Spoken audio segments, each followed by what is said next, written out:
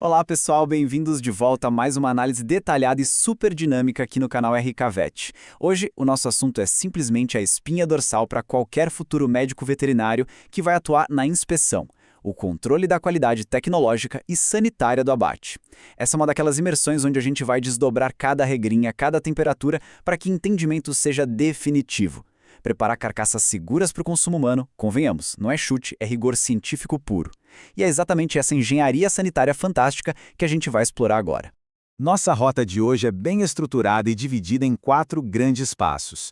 Passo 1, manejo pré-abate. Passo 2, a famosa área suja, focando na insensibilização e sangria. Passo 3, área limpa, onde a mágica da oclusão e evisceração acontece. E por último, o passo 4, um fluxo rapidíssimo e específico para aves.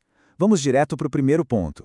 Número 1. Manejo pré-abate. Olha, é um equívoco super comum a gente pensar que a qualidade da carne só começa na hora que o animal é insensibilizado. Nada disso. O controle de qualidade e o abate humanitário começam bem antes, lá na sanidade do transporte e nas regras de bem-estar animal assim que o caminhão sai da fazenda. Só para ilustrar o que acontece quando a gente falha no início do processo. Estão vendo esses hematomas marcados na carcaça? Pois é, isso é o resultado direto de estradas esburacadas, superdotação no caminhão ou puro descuido no manejo. Isso mostra perfeitamente por que as regras de transporte são tão, mas tão rígidas. Os veículos precisam obrigatoriamente ser lavados com água hiperclorada a 15 partes por milhão ou então com ácido peracético a 0,2%. Uma falha bobinha aí e a gente não só fere o bem-estar animal, como já condena a carne antes mesmo do animal descer da rampa. E assim que o lote chega, entra em cena a Portaria 365 de 2021, que é o nosso manual de sobrevivência aqui.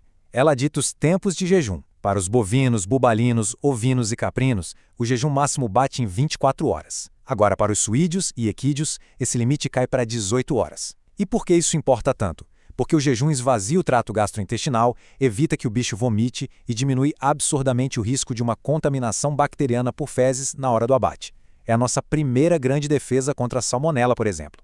E para segurar o estresse da viagem, o descanso tem regra de metragem, viu? Para os bovinos, os currais precisam ter 2,5 metros quadrados por animal, ficando a uma distância de bons 80 metros da área de abate para evitar barulho e cheiro. Para os suínos, as pocilgas são menores, com 0,6 metros quadrados por animal, a 40 metros de distância, mas detalhe importantíssimo, elas têm que ser cobertas e ventiladas obrigatoriamente. Ah, e os bebedouros em todas essas áreas precisam ter capacidade para matar a sede de 20% do lote todo de uma vez só.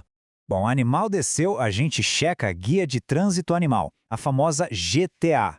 Sem ela, ninguém entra, já que atesta a procedência e a vacinação. E durante aquela inspeção antemortem, se a gente bate o olho e vê qualquer sinal de doença, o animal vai direto para esse local aqui, o curral de observação. Essa área de uso 100% privativo da inspeção veterinária. É basicamente a nossa quarentena rápida e funciona como o primeiro grande filtro sanitário de todo o frigorífico. Número 2, área suja, insensibilização e sangria. Vamos cruzar as portas agora. Esquece o descanso porque aqui o ritmo é outro. O foco na área suja se resume a 2 prioridades que não aceitam margem de erro. Uma insensibilização perfeita e uma sangria rápida. O alicerce do abate humanitário é um só. O animal tem que apagar completamente, sem sentir dor, até o momento da morte, sem sofrimento inútil. Por conta disso, a legislação é cristalina. É terminantemente proibido usar marretas ou qualquer instrumento improvisado que seccione a medula espinhal durante a insensibilização. Fazer isso é crime sanitário e ético. Ponto final. Então, como a gente faz isso de forma científica? Depende muito da espécie. Nos bovinos, usamos a concussão cerebral no boxe de atordoamento.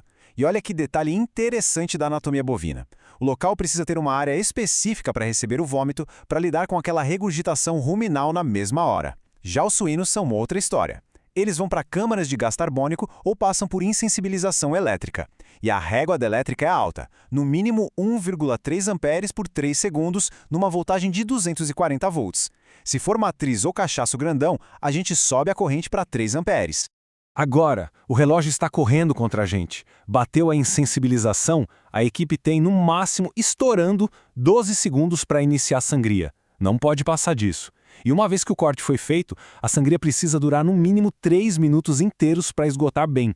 Todo esse sangue vai escorrendo de forma bem isolada por uma canaleta lá para a graxaria, 82,2 graus Celsius. Futuros colegas, gravem esse número na alma, porque é ele que impede o caos no frigorífico. Essa é a temperatura exata e mínima da água nos esterilizadores da área suja. As facas têm que ser mergulhadas aí dentro a cada animal processado. Isso destrói as bactérias e garante que a gente não pegue um problema de um animal e espalhe para a linha inteira. Na sequência, o que a gente faz com a pele? Para os bovinos, entra a esfola mecânica aérea. O couro é agarrado bem ali na região sacro-lombar e puxado por um cilindro no movimento que a gente chama de roletamento. Mas o suíno é diferente, né? A pele do suíno vai virar toucinho ou pururuca, então ela fica. Eles vão para um tanque de água quente a 60 graus por uns 8 a 10 minutos para abrir bem os poros. Depois passam por uma máquina de cilindros giratórios para arrancar os pelos e terminam no maçarico para queimar qualquer restinho que sobrou. Mas calma aí, antes da gente dar um passo em direção à área limpa, pensem comigo. O estômago e os intestinos estão lotados de bilhões de bactérias. Como é que a gente abre o animal sem que todo esse caldo gástrico e fecal vaze e contamine toda a nossa carne que acabou de ser inspecionada? A solução é uma técnica cirúrgica na linha de frente, a oclusão. Basicamente, a gente amarra as pontas. O esôfago e o reto são fechados mecanicamente. No bovino, a gente usa uns sacos plásticos bem firmes de polietileno de baixa densidade, amarrados direto no reto. No suíno, a tecnologia ajuda e usamos uma pistola a vácuo para sugar e selar. E adivinha? Essa pistola tem que ser esterilizada a no mínimo 83 graus Celsius. O objetivo é selar 100% da contaminação lá dentro. Número 3. Área limpa. Oclusão e evisceração. Passamos as barreiras, oclusão feita e agora entramos na zona nobre do frigorífico. Aqui, a prioridade vira outra. A gente precisa manter a esterilidade a unhas e dentes, porque a carcaça vai ser exposta e totalmente processada. A evisceração começa abrindo o peito do animal com uma serra, que, adivinhem, também é esterilizada. E aqui tem uma regra de ouro. Órgão nenhum, em hipótese alguma, toca o chão. As vísceras caem diretamente em cima de uma mesa rolante de inox, e essa mesa toma banho o tempo todo com água acima de 82 graus Celsius. É exatamente nessa esteira que o médico veterinário vira um detetive de microscópio, olhando cada fígado, cada pulmão, caçando cisticercose ou qualquer outra patologia. Para fechar o ciclo dos mamíferos, a gente serra a carcaça ao meio, de ponta a ponta. Tira-se a gordura interna, no caso dos suínos, e a equipe faz a toalete, que é dar aquele tapa final no visual, limpando qualquer imperfeição. Se passou em absolutamente tudo, a carcaça ganha o nosso troféu, o carimbo do SIF, o Serviço de Inspeção Federal. Daí é só lavar pela última vez e mandar direto para gelar na câmara fria. Número 4. Fluxo específico de aves. Certo, respirem fundo porque agora a gente vai mudar totalmente a marcha. Abate de aves é outro universo. A velocidade na esteira aérea, que a gente chama de nória, é insana. Não tem muito tempo para pensar, e a engenharia térmica que rege o fluxo aqui é completamente diferente. Vamos conferir? Começando do começo. Chegou o caminhão de frango, eles precisam ir para uma plataforma coberta para fugir do sol e do vento. É obrigatório dar pelo menos 2 horas de descanso para as aves baixarem a poeira. E olha a pegadinha que muita gente erra. Ventilador e nebulizador de água não ficam ligados no automático, não. Esse conforto térmico só entra em cena se o clima do dia realmente justificar. Senão a gente gera umidade e estresse desnecessários. O abate humanitário deles é feito por eletronarcose. A cabeça da ave passa por uma cuba d'água eletrificada a cerca de 70 volts. Ela apaga na hora. A sangria segue aquela mesma regrinha dos mamíferos. Começa em no máximo 12 segundos e a ave sangra por 3 minutos passeando pela linha. Depois passam pelos dedos de borracha para tirar as penas e chegam na evisceração suspensas na nória mesmo. Tira-se a cloaca, abre o abdômen e uma pistola a vácuo entra em ação para sugar os pulmões em questão de segundos. É muito rápido. E tem uma magia da engenharia na escaldagem do frango. Sabe como a máquina tira as penas sem rasgar toda a pele do peito? O segredo está em variar a temperatura da água dependendo da grossura da pele. O corpo inteiro pega uma água mais branda, de 52 a 54 graus. Mas o pescoço tem pele grossa, então o escaldador lá sobe para 60 a 65 graus. As asas tomam de 54 a 60 graus. E os pés?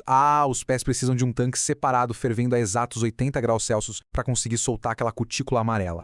Limpou tudo, é hora do choque térmico sequencial para travar a multiplicação de bactérias. As carcaças mergulham num tanque chamado pré-chiller a 16 graus Celsius. Depois, cai no tanque principal, o chiller, que é um gelo só, a 4 graus, com um reforço pesado de 5 partes por milhão de cloro na água. A nossa meta aqui é uma só. O centro do peito da ave tem que bater 7 graus ou menos. E saindo da água, atenção, tem uma fase de gotejamento obrigatória de 4 minutos cravados. É o tempo que a ave fica ali pingando para escorrer a água e a gente garantir que o consumidor não vai comprar gelo em vez de frango. Olhando todo esse quebra-cabeça tecnológico, fica bem óbvio que garantir carne segura na mesa do brasileiro não é sorte, é controle absoluto. Pensem nisso. Se uma única faca for esterilizada a 80 graus em vez de 82,2 na área suja, a gente pode pôr a perder todo o mega esforço de limpeza do frigorífico inteiro. O relógio da indústria nunca para e o controle de qualidade tem que ser o guardião da saúde pública. Então, fica a reflexão para vocês, futuros médicos veterinários da inspeção. A gente tem que agir e pensar com a velocidade da linha de abate, mas com a exatidão inegociável da ciência. Nos vemos na nossa próxima análise estruturada. Valeu!